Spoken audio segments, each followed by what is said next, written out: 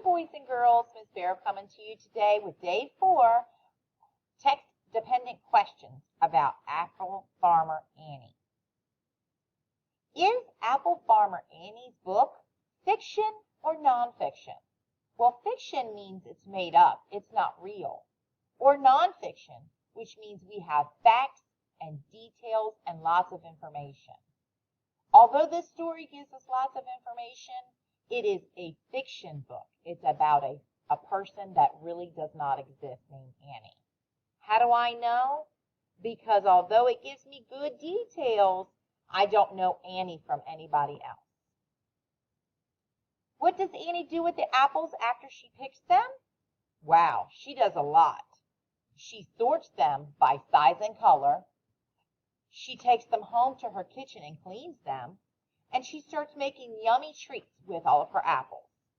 Apple pies, apple sauce, apple muffins, apple cider. There's lots of things she makes with her apples.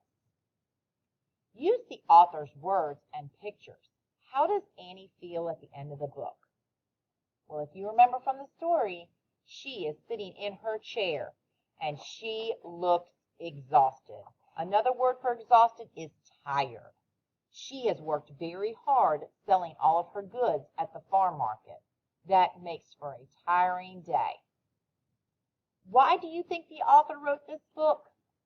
I think the author wrote this book to show you and me different things we can make with our apples.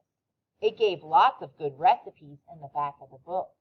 He also wanted to know what it's like to be a farmer and to be able to harvest or pick your own fruits and to take what you have grown and sell it at a farmer's market. It's not easy work to be a farmer, but it is very rewarding by being able to come home and enjoy the things you have grown. In Annie's case, I'm sure she enjoys drinking apple cider and eating applesauce and apple pie. And people enjoy her making those things for them to enjoy as well. I hope you guys enjoyed Apple Farmer Annie. Have a great afternoon.